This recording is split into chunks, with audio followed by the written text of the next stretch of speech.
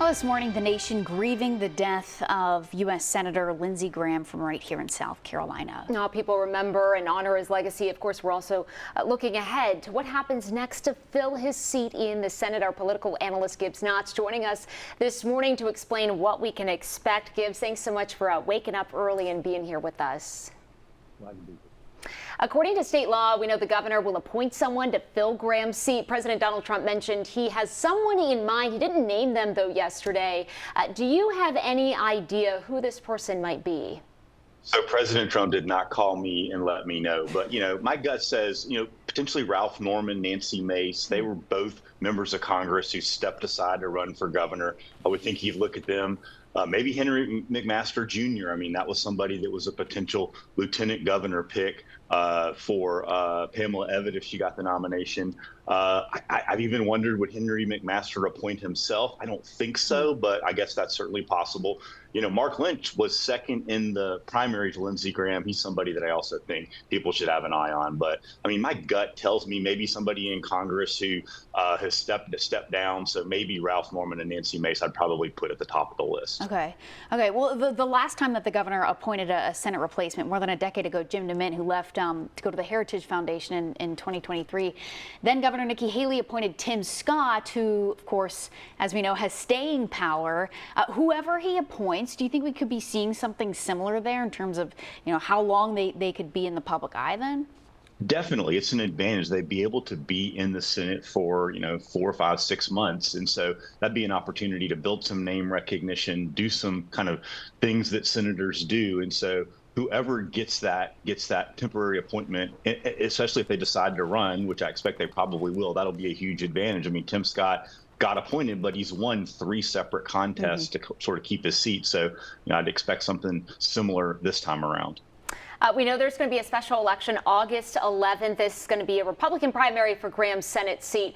Who do you think will be on that ballot? I know you kind of went over a couple names as a temporary replacement a few moments ago, but just in general, this special election, I believe the filing opens next week. And also on top of many that, of those same people. And keep in mind, these seats don't come open very often. I mean, Lindsey Graham's been in since 2002, and so it's a real opportunity in a red state, and there's no shortage of qualified Republicans.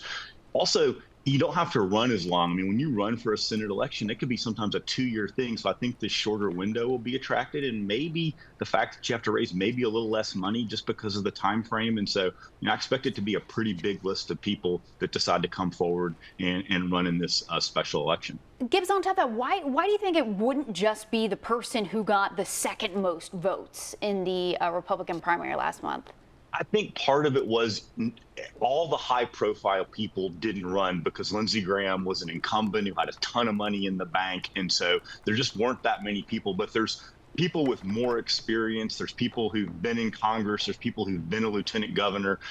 Now that Lindsey Graham is not in the picture, I think that opens up and potentially brings in a more qualified field than maybe we saw in the primary in 2026 when they were going up against Graham, who was this long-time, senator from South Carolina.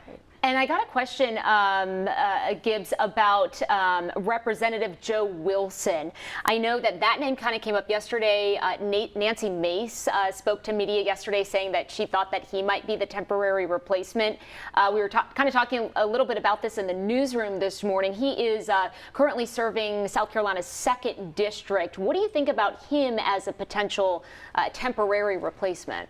I know he has a close relationship with Trump, but I also know that the House is pretty close right now. There's not a big difference in the number of Democrats and Republicans in the House. Republicans have a slight majority, and so I would be a little concerned. I mean, I assume they would just replace another Republican, but somebody with Joe Wilson's experience, I could see them needing him in the House. That's why maybe some of these other folks, potentially a Pamela Evette, might make a little more sense. Gibbs, did you ever have the chance, covering politics here in our state, did you ever have the chance to meet Senator Lindsey Graham? I did. I mean, he came to the College of Charleston and gave some talks when I was at College of Charleston. And yeah, he's just somebody who, knows so much about public policy, really kind of dug into the issues. And his expertise on foreign policy was particularly impressive.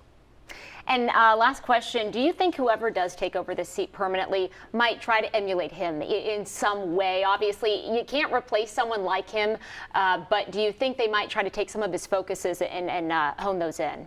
I mean, I expect they'll probably be close to the president like Lindsey Graham was. I mean, keep in mind, though, Lindsey Graham really evolved. I mean, he was part of the Three Amigos with John McCain and Joe Lieberman. And so early in his career, he was extremely bipartisan.